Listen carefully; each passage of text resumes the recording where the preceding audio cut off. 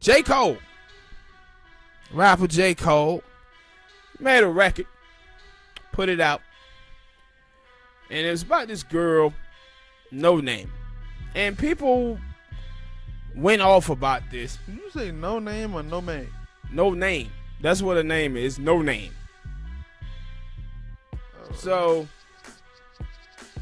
and a lot of people didn't even know who this girl is. I actually do know who she is because I seen her on the internet last year complaining about, like, she tries to make pro-black music and stuff like that, but no black people were actually going to her shows. So she was mad about that.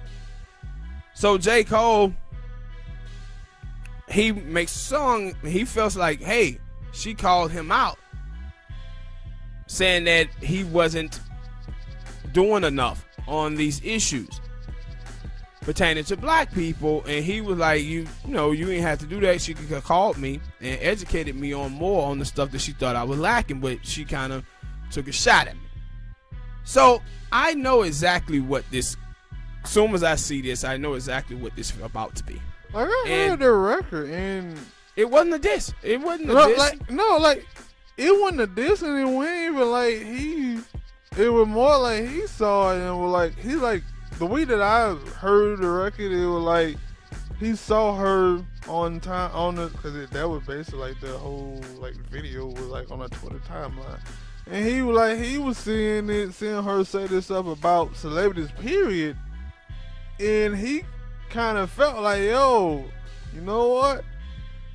And that's another thing, I didn't really think that he had to, because I hear J. Cole rap about this type of stuff on his songs anyway, but I guess he felt like he should have went the extra mile, and maybe she did take a shot at him. I don't know. Like, that ain't the way that he made it seem like on the song. I didn't even think that she took a shot. No, that's what I'm saying. Neither. Like, the way that he made it seem like, yo, he was following her on the timeline, and she was talking about celebrities, period. Yeah. And he had to self-reflect and was like, yo, you know what? She right. I probably do need to do a little bit more. And see, that when I saw it, I was like, Noname, she won, right? She won because she went out, she said what she said, and J. Cole was out there doing the rallies. He was out there protesting. Mm-hmm. But I knew what this was going to turn into. I knew that the black feminist women was going to turn this into a gender war. Gender war. I knew. And that's what it came down to, talking about male patriarchy. Like, what? So you telling me now that a black dude can't even respond to a black woman who's challenging him on something? That's what we at now? Because that's all J. Cole did, was say, all right, she could have called me and told me about this. Now it's a gender war between black men and black women. I said, how foolish is this? And so you see her, right, when what she does.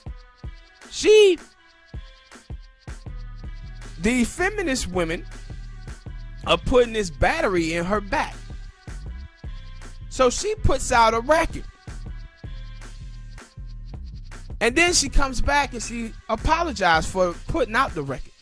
And she's like, oh, I shouldn't have put this record out because it's actually now deflecting away from the topic and the issue that I want to talk about. No, the black feminist women put that battery in your back. That was online amping you up, acting as if J. Cole disrespected you or said something negative about you, which he did.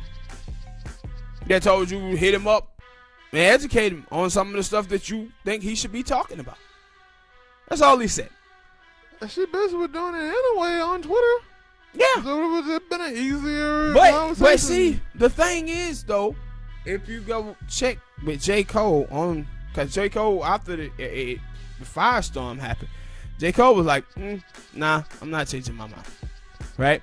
No, I had seen some of it. Yeah, I didn't focus too much on it like I did. He was like, I ain't changing my mind. I meant what I said.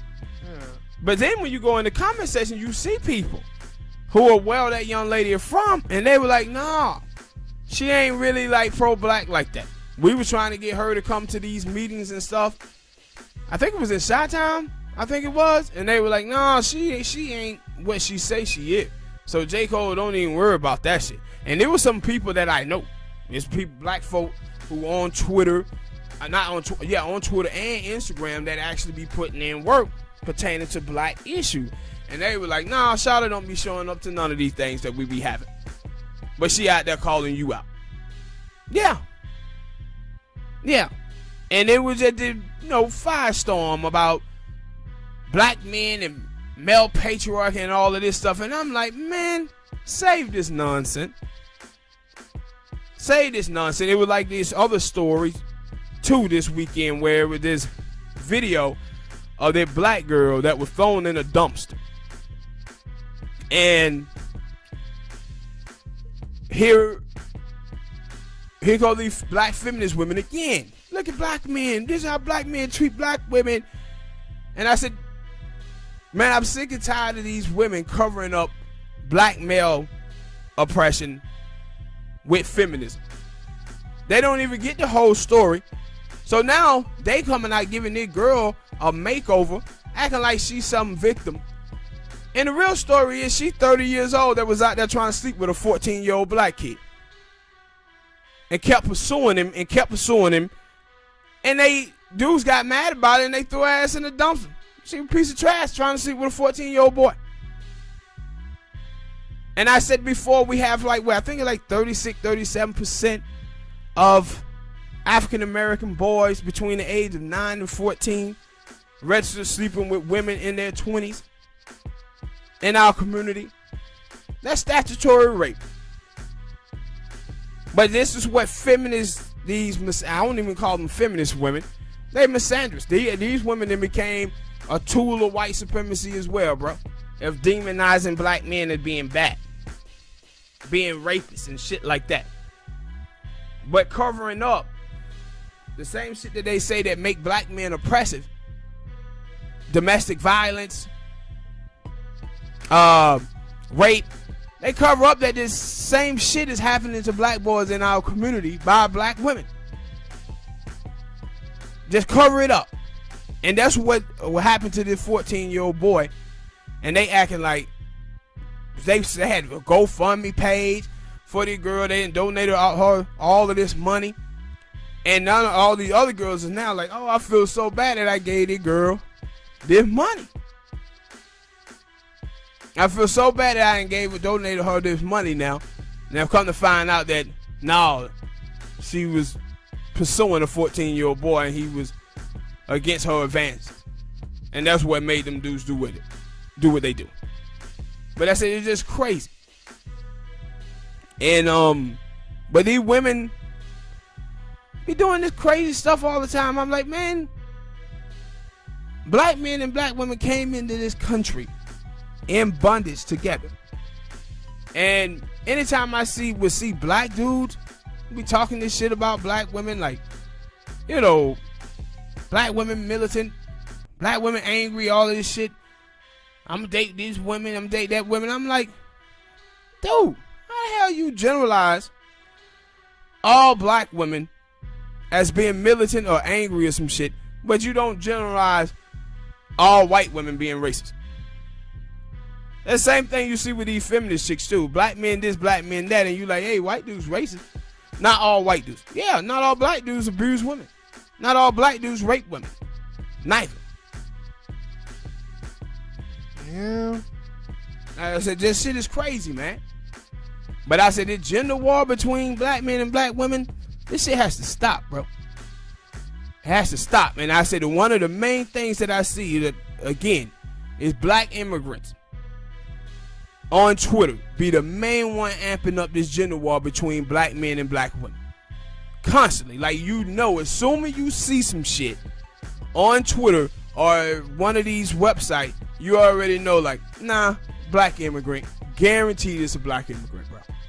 And you read the shit, and like, yep, there go the flag, there go the name.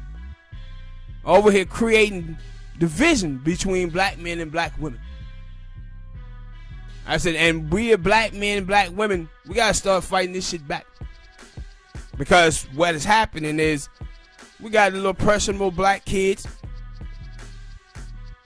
Boys and girls hear this type of shit and become conditioned to it, which is ridiculous.